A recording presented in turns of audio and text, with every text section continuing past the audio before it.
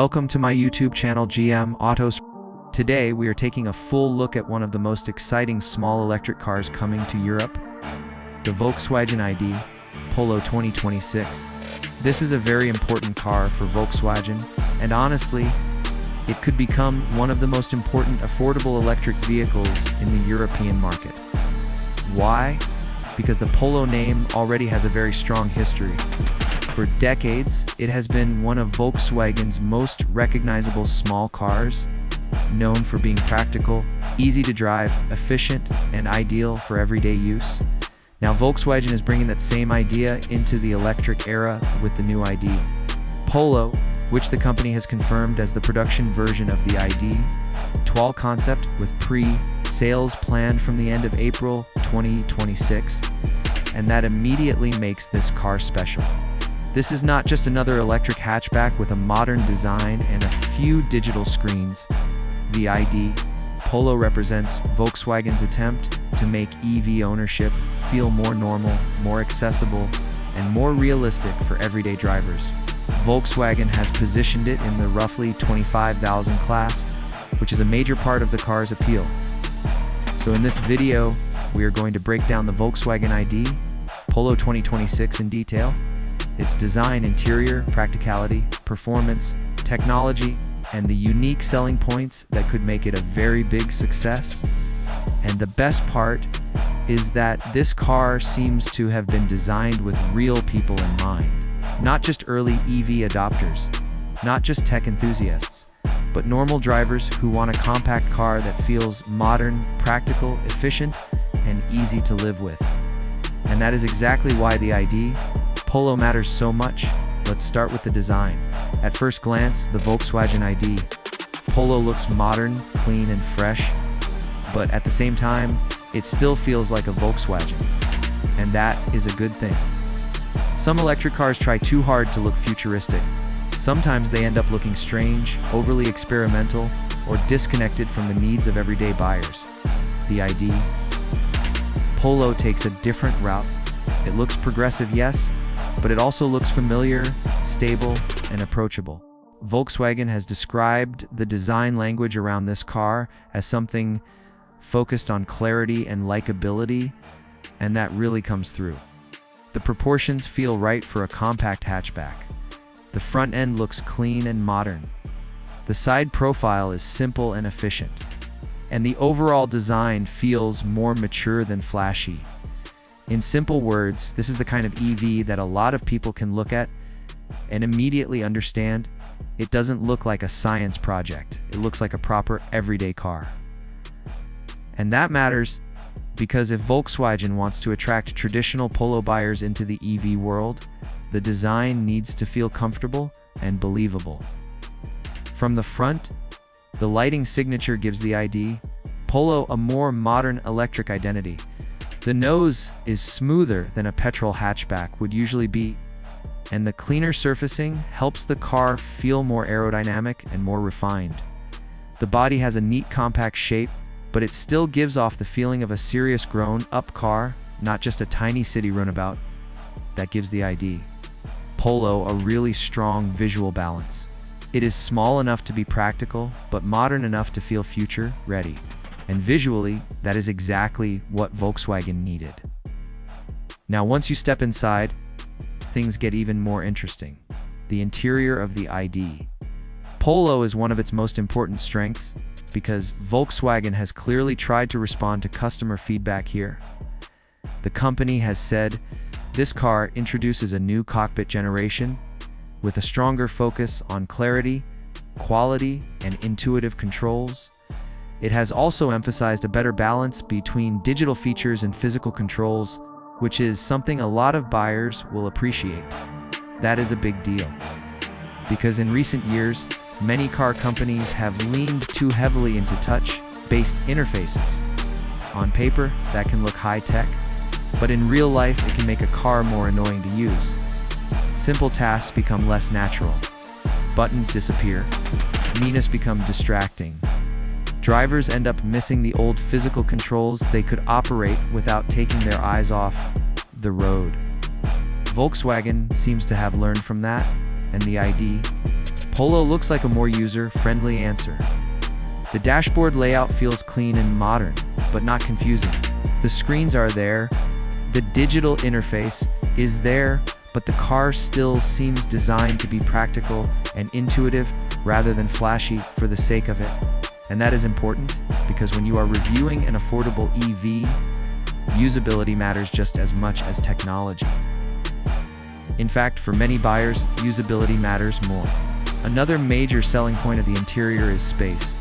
Volkswagen says the ID Polo is a 5-seater and offers significantly more room than the old combustion engine Polo, thanks to its dedicated electric packaging. That is one of the biggest benefits of EV platforms. You can use space more efficiently because the architecture is designed around batteries and electric motors from the start.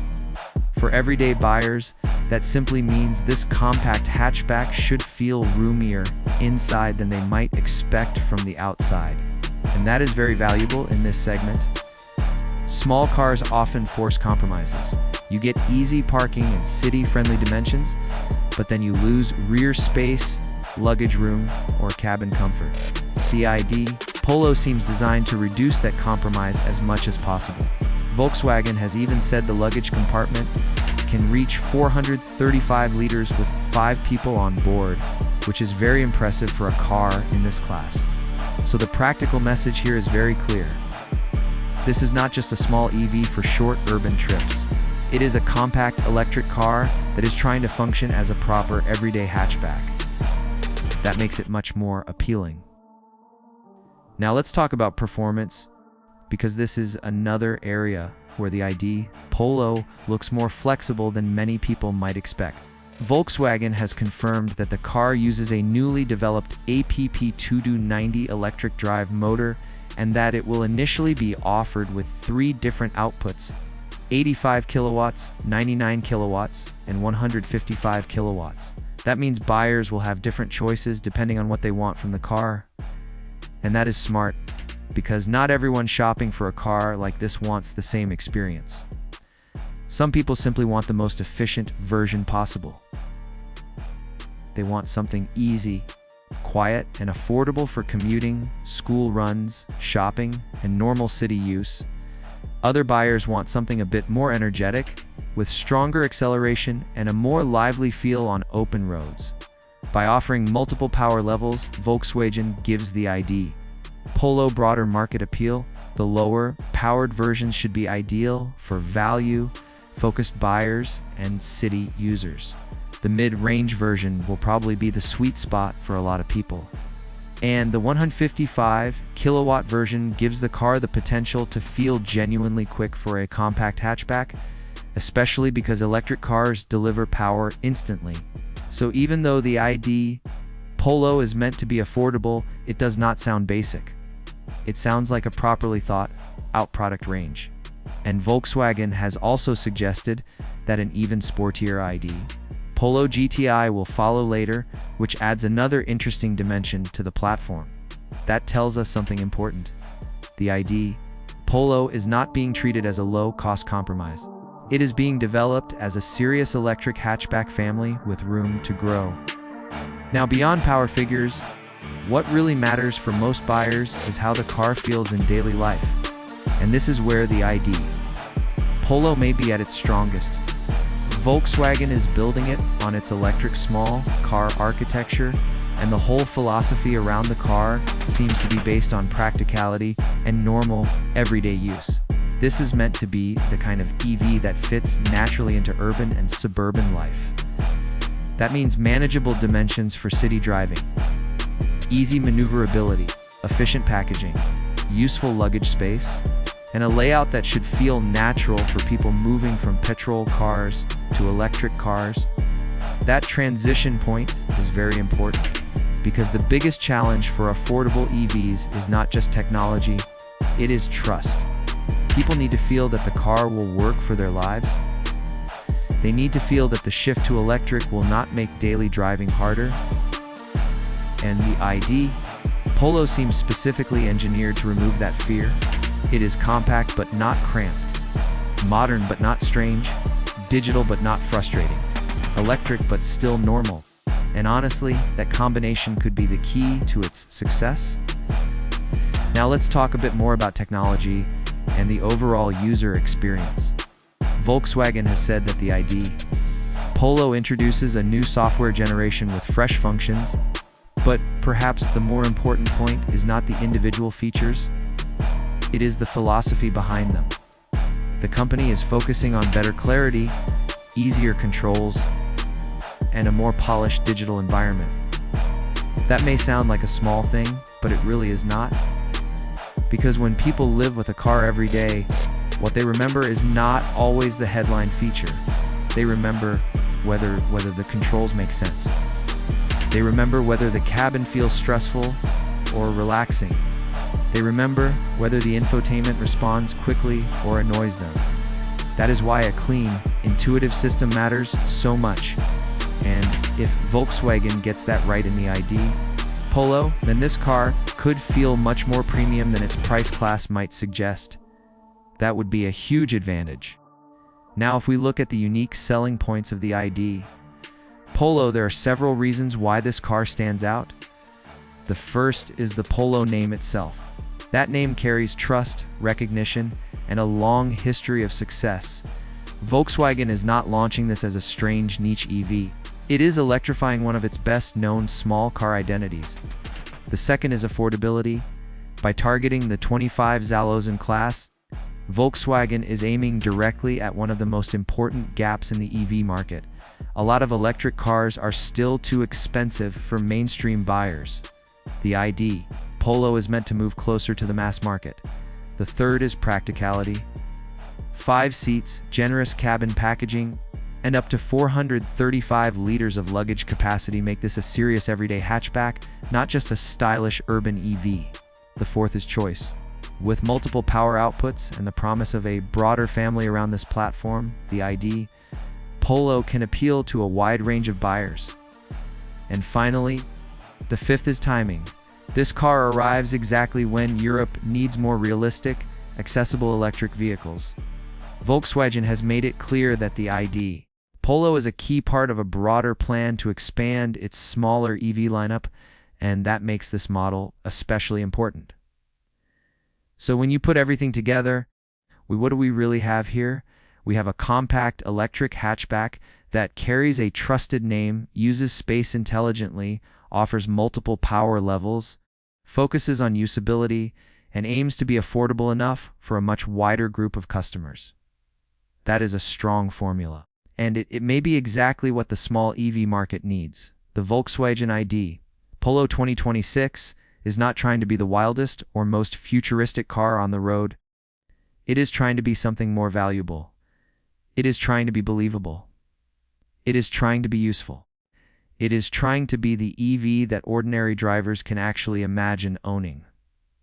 And sometimes that matters more than anything else. Because when electric cars become normal, practical, and desirable at the same time, that is when they really begin to change the market. And the ID Polo looks like one of the cars that could help make that happen. So overall, the new Volkswagen ID Polo 2026 looks like a very smart move from Volkswagen. It brings the Polo name into the electric age without losing the practicality and common sense appeal that made the badge successful in the first place. It adds better packaging, more cabin space, modern design, improved usability, flexible performance options, and a more accessible price target. And that makes it much more than just another EV reveal. It makes it one of the most important compact electric cars to watch in Europe. So now the question is simple. Would you buy the Volkswagen ID Polo 2026 over a traditional petrol hatchback? Do you think this is the kind of affordable EV Europe has been waiting for? And does Volkswagen have a real winner here? Let me know your thoughts in the comments below. And if you enjoyed this review, don't forget to like, subscribe, and turn on notifications for more electric car reviews, future vehicle breakdowns, and the latest automotive updates. Thanks for watching, and I'll see you in the next video.